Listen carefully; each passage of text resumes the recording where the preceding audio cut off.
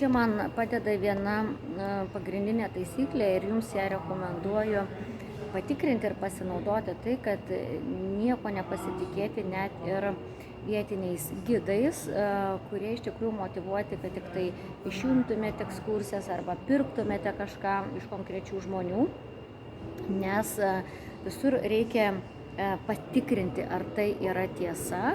Ir kaip pavyzdžiui, nueiti į mečetę, gidai sakė, kad galima tik tai su autobusais didelėm grupėm, nes neduoda tam tikrų persirengimo suknelių pavieniam žmonėm. Tai kągi, įsitikinau, kad duoda.